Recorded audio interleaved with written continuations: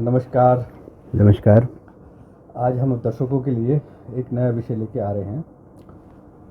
श्रीनगर से 25 किलोमीटर दूर अवंतीपुरम में एक जगह है और वहाँ का इतिहास है कि जब हिंदू राजाओं का शासनकाल कश्मीर पर था, उस समय 9वीं शताब्दी में अवंतीवर्मन यहाँ के एक बहुत ही प्रसिद्ध और धार्मिक राजा हुए हैं। उन्होंने दो वहाँ प्रमुख मंदिर बनाए। एक अवंतीश्वर मंदिर है जो भगवान शिव को समर्पित है और दूसरा है अवंती स्वामिन मंदिर जो वैष्णव मंदिर है और भगवान विष्णु को समर्पित है। तो प्रोफेसर वीरेंद्र बांगड़ू जी, आप बताइए कि अवंती स्वामिन मंदिर ये कब स्थापित हुआ? जी, अवंती स्वामिन मंदिर जो है ये राष्ट्रीय राजमार्ग पर है और वेतस्ता नदी के किनारे है। झेलम नदी है। हाँ, वेतस्ता नदी जिसको जहलिम भी कहते हैं, इसका प्राचीन नाम जहलिम का वेतस्ता है, उसके किनारे पर ये स्थित है ये अवंती स्वामिन मंदिर। और अवंती स्वामिन मंदिर जो है वैष्णव मंदिर है और यहाँ पर जो है खंडित अवस्था में पूरा मंदिर हमें जीर्ण अवस्था में यहाँ पर है ये। और इसका जो हम उल्लेख जो है वो उल्लेख हमें मिलता है राजतरंगी में। और यहाँ पर जब हम एक ये देखते हैं खंडित अवस्था में मंदिर देखते थे तो कश्मीर के लोग इसको पांडव लहरी कहते थे। पांडव लहरी, हाउस ऑफ पांडव। हाँ, तो कि ये पांडवों के ये घर थे। आप देखिए कि ये जो है 700 साढ़े 700 साल का जो ये मुस्लिम शासन यहाँ पर रहा कश्मीर में, तो यहाँ के तो लोग ही भूल गए कि प्राचीन जो हमारे मंदिर थे, देवालय थे, कहाँ थे। अब आप देखिए इतिहास में ऐसा उल्लेख आता है कि यहाँ के जो निवासी थे तो 7 बार उनका पलायन हुआ। पहली बार मुस्लिम आक्रमण कब हुआ? हिंदू राज जब चल रहा था उसके पहली बार। देखिए हम देखते हैं कि जो है ये जो मुस्लिम जो शासन रहा है यहाँ पर, सबसे पहला जो मुस्लिम शासन था वो शाहमीरी वंश का था। तो शाहमीरी वंश के जो एक थे सुल्तान थे, उनका नाम था सिकंदर बुतशिकन। तो सिकंदर बुतशिकन के आदेश पर यहाँ के सारे मंदिरों को, कश्मीर पूरी घाटी के मंदिर, हाँ, कश्मीर घाटी के सारे मंदिरों को तोड़ा गया और उसके बाद वो खंडित अवस्था में ही रहे। लोगों का यहाँ से पलायन हुआ। फिर ऐसे भी समय आया बीच बीच में इतिहास में कि लोग फिर वापस आए, फिर वो दोबारा बसे यहाँ पर, जो हिंदू थे दोबारा बसे। तो इस तरह का यहाँ वातावरण समय समय पर हमें देखने को मिला है। मेन के फाउंडर राजा अवंती वर्मन ही थे। अवंती वर्मन जो जिसका उल्लेख आता है, इसका उल्लेख हमें जो है हमें राजतरंगी में मिलता है। और उसके साथ साथ जो यहाँ पर हमें ये जो स्थापित मिला है, मंदिर स्थापित मिला है, तो उससे हम जोड़कर देखें तो बहुत सारा इतिहास सामने को हमारे सम्मुख आता है। तो जो अवंती वर्मन थे ये उत्पल डायनास्टी की हम बात करते हैं। उत्पल दादाजी उत्पल, उनके दादाजी थे, उनका नाम था उत्पल, उनका नाम था। और जो इनके पिताजी का नाम था सुखवर्मन था। सुखवर्मन था इनके पिताजी का नाम था। तो ये जो उत्पल जी थे, उत्पल जी ने जब ये कारकोट वंश का अंत हुआ तो कारकोट के वंश के जो बड़े पराक्रमी जो थे राजा थे, उनका नाम था लतादित्य मुक्तापीड। तो उन्होंने बहुत सारे जो है उन्होंने पराक्रम से भरा था, उनका जो है जीवन काल था। तो उसके बाद उनके और भी उत्तराधिकारी आए, लेकिन जो ये राजवंश था वो आगे नहीं चल पाया। तो अंततः जो उन्हीं के एक मंत्री रहे, तो उनका नाम था उत्पल था। तो उत्पल ने अपनी जो है उनकी योग्यता के अनुसार उनको जो है राजगद्दी पर बिठाया गया। तो वहाँ से हम देखते हैं कि जो उत्पल वंश की हम बात करते हैं इस कश्मीर के इतिहास में, तो वो सामने आता है। तो उसी क्रम में जो है ये जो थे अवंती वर्मन, तो अवंती वर्मन जो है उनका राज रहा। अवंती वर्मन ने 28 वर्ष कश्मीर पर शासन किया, बड़ी लंबी अवधि थी। और ये स्वर्णमय युग था। अगर हम कहते हैं कि ललितादित्य मुक्तपीड का जो काल था स्वर्णमय युग था, तो ये भी उससे कम नहीं था। उनके शासनकाल में एक चर्चा आती है कि उनका एक इंजीनियर था और एक सिंचाई मंत्री जिसे कहते हैं सुइया नाम के, और एक इंजीनियर जो थे वो उत्पल, वो भी उत्पला नाम का कहीं आता है। जी। तो इन्होंने पूरी वितस्ता झेलम नदी को साफ करने में बड़ी अच्छी भूमिका निभाई। जी, ये उल्लेख आता है। ये तो राजतरंगी में आता है और कहीं न कहीं ये जो है किवंदितियों में भी आ रहा है ये उल्लेख। आप देखिए कि इतिहास जो है बहुत पुरातन इतिहास है। तो उस पुरातन इतिहास में कई पीढ़ियाँ फिर उसके बाद आई है, लेकिन लोगों के जो है उसमें उनकी किवंदितियों में वो इतिहास भी कहीं रचा बसा है। वो अब तक हम देख रहे हैं उस इतिहास को कश्मीर में। और यहाँ पर जो है सुइया का बहुत बड़ा योगदान रहा है। सुया के उसके योगदान के फलस्वरूप तो उसके फलस्वरूप उन्होंने उसको फिर अपना जो है एक ऐसा कहते हैं कि सोपोर जो है वो सुया के नाम से ही रखा गया। जी जी जी, सोपोर सुया के नाम से ही रखा गया। यहाँ पर हम इतिहास में हम देखते हैं तो यहाँ बहुत सारे नगर जो जो राजाओं के नाम पर भी रहे हैं और जो है मंत्रियों के नाम पर भी रहे हैं, तो जो है उनकी योग्यता के अनुसार उनको फिर जो है मुख्यमंत्री बनाया गया। जो उत्पल जो है अवंती वर्मन ने उनको मुख्यमंत्री बनाया, उनकी सेवाएं प्रदान की। तो इसमें क्या था कि जो है जब ये जो बेतस्ता नदी है, अब इसके प्रवाह में चट्टानें आती हैं, मिट्टी आती है, पहाड़ों से नीचे उतर करके आती है, फिर उसके बाद वो सारा चीज़ें वो समावेश पाती है वलर में। वलर बहुत बड़ी झील है। वलर तो जो है एशिया महाद्वीप की बहुत बड़ी झील है, स्वच्छ पानी जहाँ पर उपलब्ध है उसकी झील है। तो अब आप देखिए कि जब ये चट्टानें आएंगी, मिट्टी आएगी, तो इसमें अवरोध आएंगे, ब्लॉकेज आएंगे। तो उसको दूर करने के लिए इसने एक योजना बनाई, ये सुया ने योजना बनाई। तो उसकी योजना के फलस्वरूप जो है पानी का प्रवाह फिर निरंतर आगे बढ़ता गया, और जो लोग बाढ़ से समय समय पर जो बाढ़ यहाँ आती थी उससे त्रस्त थे, ग्रस्त थे, तो उससे भी उनको जो है तो सिंचाई इंजीनियरिंग उनकी बहुत जी जी। अब देखिए कि जब ये जो प्रवाह है पानी का जब रुक जाएगा तो बाढ़ आएगी, जब वो प्रवाह चलता रहेगा तो फिर बाढ़ नहीं आएगी। तो जो ज़मीन थी जहाँ पर खेती होती थी तो खेती होने लगी फिर से, और जो है उसके बाद अब देखिए खेती होगी तो खेती से भी जो है तो उससे भी जो है धन धान्य जो है उपलब्ध होता है, वहाँ उपलब्ध मिलता है राज्य को। नदी है के किनारे जो ये अवंती स्वामी मंदिर है, ये एकदम बिल्कुल घाट, इसका क्या पहले वहीं पे नदी पे था, फिर ये बांध, ये रास्ता अब कैसे बन गया जो बीच में रोड है? जी जी जी। अब आप देखिए कि ये जो अवंती स्वामी मंदिर है, अवंती स्वामी मंदिर जो था ये बिल्कुल बेतस्ता नदी के उसके तट पर था। और यहाँ पर मैं एक और उल्लेख आपके सम्मुख करना चाहूँगा कि ये जो मंदिर की हमने बात की, मंदिर स्थापिती की बात की, तो उल्लेख हमें आता है राजतरणी में कि जो राजा अवंती वर्मन थे, राजा अवंती वर्मन ने यहाँ पर अपनी नई राजधानी स्थापित करी। अच्छा। अवंती वर्मन स्थान पर नई राजधानी स्थापित की, और जब उन्होंने स्थापित किया तो उसके साथ साथ फिर उन्होंने यहाँ पर देवालय बनाए, और भी भवन बनाए होंगे, राजमहल बनाए गए होंगे इस स्थान पर। तो यहाँ पर उल्लेख एक आता है कि ये जो स्थान था ये पहले भी एक महत्वपूर्ण तीर्थ स्थान था यहाँ का। तो इसका नाम था विश्ववरा नाम से एक तीर्थ स्थान था यहाँ पर। उसी तीर्थ स्थान पर इन्होंने यहाँ पर मंदिर स्थापित कराए। अच्छा, अपनी राजधानी भी उन्होंने यहाँ पर ही बनाई। और यहाँ पर हम जो 2 मंदिरों के अवशेष हम देखते हैं, लेकिन यहाँ पर और भी अनेकों मंदिर रहे होंगे। अच्छा, इसकी जो भौगोलिक स्थिति है, हाँ जी, ये रोड से तल से काफी नीचे है। जी जी। और रोड के दूसरी तरफ देखेंगे कि नदी का भी तल नीचे है जी। तो ये जो बांध है, क्या ये अवंती वर्मन के समय बना था? नहीं, देखिए ऐसी जो कल्पना अब हम कर रहे हैं कि ऐसे कोई बांध वाली व्यवस्था रही होगी, ऐसा कुछ भी नहीं था।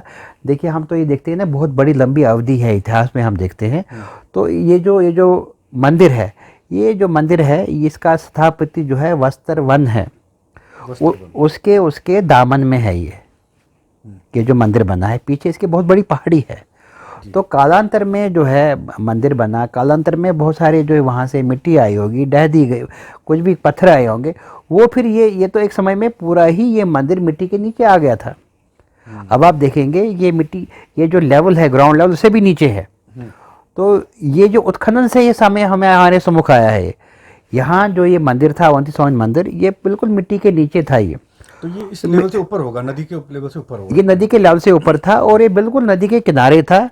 और हम देखते हैं कि जो है अब समय समय पर नदी भी अपना रास्ता इधर उधर आगे पीछे जो है नदी भी अपने रास्ते चल लेती है। तो नदी ने भी जो है रास्ता थोड़े से और आगे वो नदी बढ़ती गई है।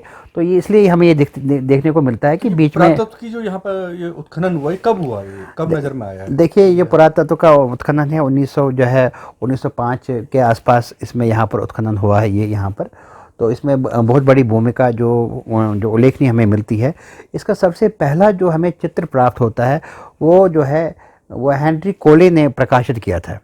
और उस चित्र में हमें खाली इसके द्वार का ऊपरी हिस्सा ही नज़र आ रहा था, क्योंकि जो अधिकांश जो बाग था इसका मंदिर का वो मिट्टी के नीचे था।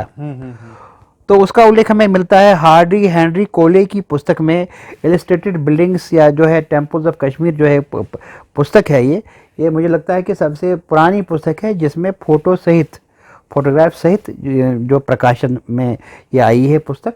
तो इस हार्डी हेनरी कोले की पुस्तक में यहाँ का जो फोटोग्राफ उपलब्ध है, जिसमें खाली इसका द्वार जो द्वार का ऊपर वाला हिस्सा जो था वही उसमें है, बाकी तो पूरा मंदिर, संपूर्ण मंदिर जो है मिट्टी के नीचे था।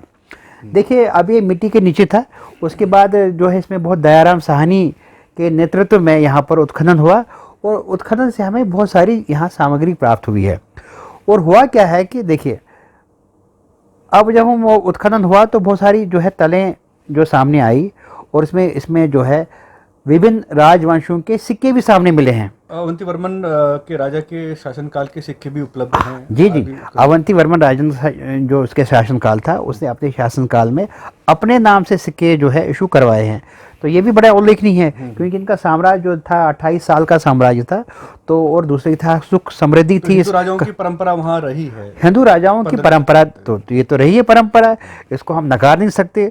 तो हिंदू राजा थे, हिंदू स्थापित था, जो सनातन को मानने वाले पूरे घाटी में थे, तो ये था ही था। आपने ये बताया कि ये एक हिंदू राजा का एक मंदिर था।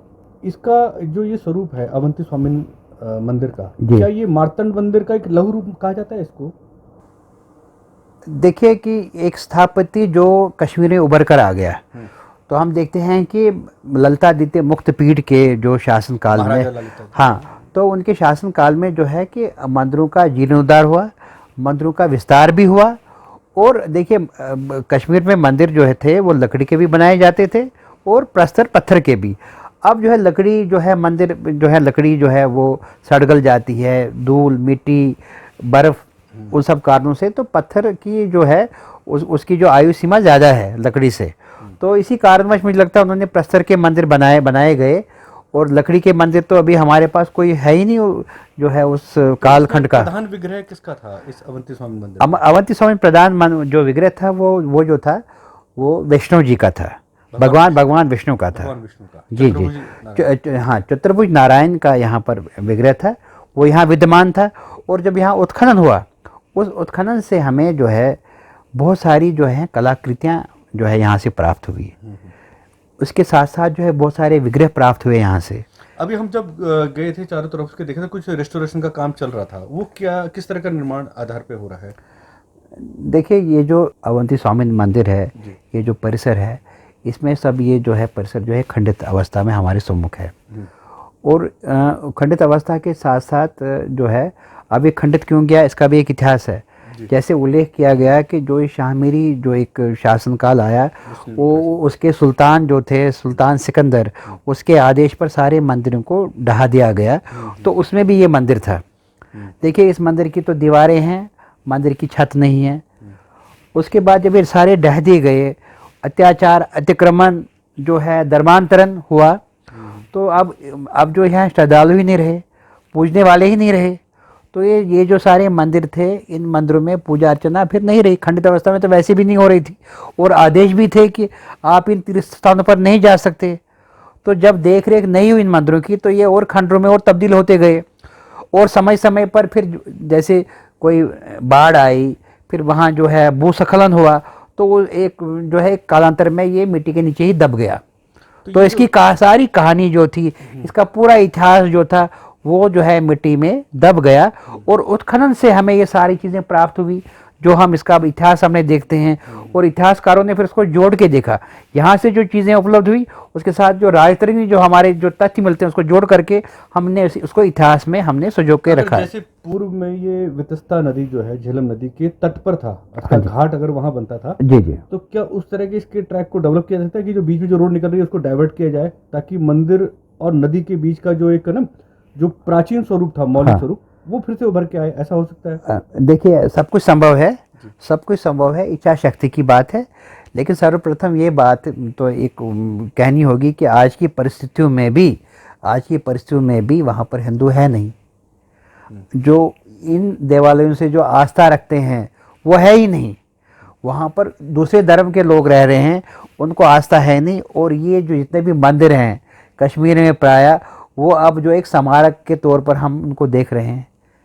उनको जागृत करने की जरूरत है, जागृत करने की ज़रूरत है। तो ये जो जागृति है, ये जो है ये पूरे देश में आनी चाहिए। पिछली बार आपने बताया था कि ये अमेरिका का जो कानून रहा पुरातत्व संबंधित, जी जी, ये उन लोगों की सभ्यताओं के लिए था जो मृत प्राय हो चुकी है। जी, विश्व में के जो पुरानी बाकी जो प्राचीन सभ्यताएं थी वो तो नष्ट हो गई।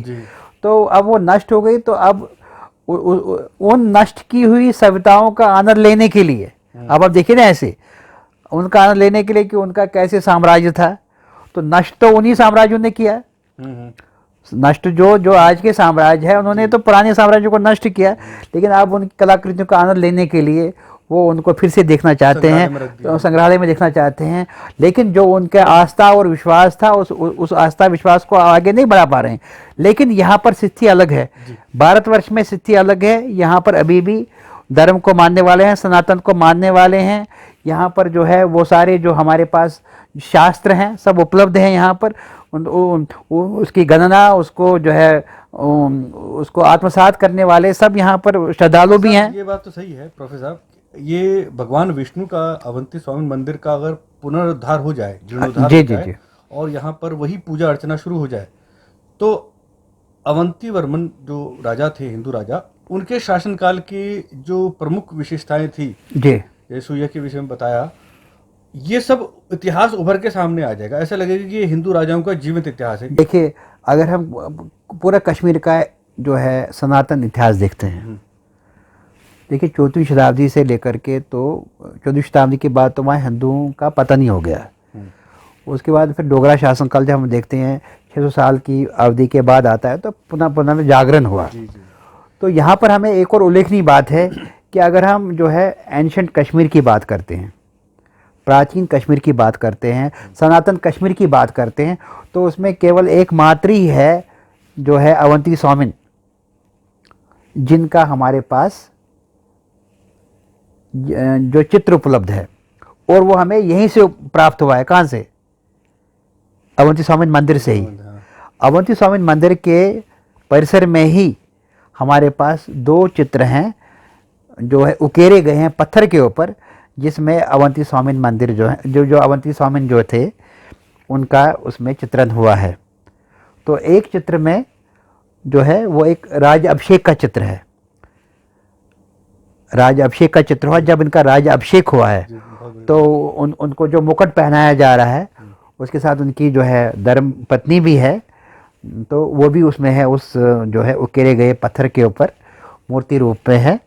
तो दूसरा भी एक प्रस्तर है, उस पर भी एक उनका उकेरा गया चित्र है। तो 2 चित्र हमारे अवंती वर्मन के यहाँ पर हैं जो उपलब्ध हैं। अन्यथा हमारे पास किसी भी राजा का अभी तक कोई चित्र उपलब्ध नहीं है कश्मीर में। तो ये भी एक महत्वपूर्ण चीज़ है। तो राजा अवंती वर्मन का यहाँ पर एक जो चित्र भी उपलब्ध है। उनके बाद शंकर वर्मन राजा बने 2 साल बाद। जी। अवंती वर्मन उनके निधन के बाद उनके सुपुत्र शंकर वर्मन ने जो है राजबाग संभाला, तो राजकार्य किया उन्होंने। तो उन्होंने जो है अपना स्थानांतरण किया, जो ये राजधानी थी फिर अवंतीपुर से लेकर के वो पट्टन आ गई। तो शंकरपट्टनम नाम से उन्होंने एक नगर बसाया, तो उसका नाम आज भी पट्टन है जी। शंकरपट्टनम नाम से उन्होंने बसाया था। तो वहाँ पर भी हमें 2 मंदिर हैं, वहाँ पर सुगंधेशा मंदिर और शंकर गौरीश्वरा मंदिर, वहाँ पर प्राचीन प्रस्तर के मंदिर हैं ये। तो हिंदू राजाओं का बहुत बड़ा इतिहास है कश्मीर में, और वो इतिहास खंडित है, वो यहाँ के संग्रहालय में आपको मिलेगा। श्री प्रताप सिंह म्यूजियम संग्रहालय जो डोगरा शासनकाल में जिसकी नींव रखी गई, तो जगह जगह पर जहाँ भी हर साल कहीं न कहीं उत्खनन से हमें प्राचीन प्रस्तर और मूर्तियाँ मिलती हैं। और यहाँ पर ये बड़ा उल्लेखनीय जो है, इसका मैं करना चाहूँगा उल्लेख इस मंदिर से संबंधित, कि कश्मीर को हम शैव दृष्टि से देखते हैं। यहाँ पर ये भी देखना होगा कि जो कश्मीर था, इसका एक जलवायु, ये जो घाटी थी, इसका वातावरण कुछ अलग से था, रमणीक तो था ही था, इसके साथ यहाँ आध्यात्मिक जो है यहाँ पर जो अध्ययन रहा है। तो जितने भी हमारे ये दर्शन हैं, तो उसका यहाँ पर अध्ययन हुआ है। अब देखिए यहाँ पर हम ये स्थापित की बात कर रहे हैं, अब इतना बड़ा प्रस्तर वैष्णो मंदिर बना, तो इसका जो आधार है, वो आधार भी जो है वो हमारे जो है शास्त्रों द्वारा है। आप विष्णु की प्रतिमाएं बनाएंगे, उसका भी आधार है, और उसका आधार क्या है? उसका आधार है विष्णु धर्मोत्तर पुराण। तो ये जो मंदिर का स्थापित्य है, मंदिर की जो कोई विग्रह बनाने का जो सारा जो कार्य है वो शास्त्रों के द्वारा किया गया। और यहाँ ये जो मंदिर है यहाँ पर, ये जो स्थापित यहाँ पर है, खंडित अवस्था में भी ही है ये, लेकिन इससे हम जो है हमारा जो इतिहास है उसको हम यहाँ पर उसका आकलन कर सकते हैं, उसका एक स्वरूप यहाँ पर हम देख सकते हैं। यहाँ पर उल्लेख आता है कि महाभारत काल में भी जो है यहाँ के जो शासक थे गोनंद थे, जो यहाँ के शासक थे, उनके रिश्ते थे जरासंध से थे। और एक उल्लेख आता है कि यहाँ के राजाओं के संबंध आसाम से भी थे, तो ये भी उल्लेख है। तो पूरे देश से संबंध रहे हैं। तो क्योंकि ये एक पूरा एक जो है एक संस्कृति सबको जोड़ रही है ना, संस्कृति के साथ धर्म जोड़ रहा है, सबको सनातन जोड़ रहा है, तो इसलिए ये जो संबंध थे ये हजारों सालों से थे। तो यहाँ पर आगमन श्री कृष्ण का हुआ है। और यहाँ पर एक उल्लेखनीय एक और बात है कि भगवान श्री राम जो है वो भी इस धरती पर उनका पदार्पण हुआ है। उससे संबंधित भी हमारे यहाँ पर बहुत सारे प्राचीन जो है देव स्थान है जहाँ पर उनका उल्लेख हुआ है। कुपवारा में बहुत सारे स्थान हैं, कुपवारा डिस्ट्रिक्ट जो आज का कश्मीर का है, जहाँ पर जो है भगवान राम और सीता माँ से संबंधित बहुत सारे स्थान हैं। वहाँ पर लव कुश से नाम से जुड़े हुए स्थान भी है। यहाँ पर जो है जो माँ राज्ञा है तुलमुला में, खीर भवानी में, तो जो उनको भी जो है हनुमान जी द्वारा यहाँ पर लाए, वो यहाँ पर आए। तो ये सब चीज़ें हैं। हिंदू राजा अवंती वर्मन के राज्य में दो बड़े प्रसिद्ध साहित्यकार रहे। एक रत्नाकर, जिनका ग्रंथ है हर विजय, दूसरे है आनंदवर्धन।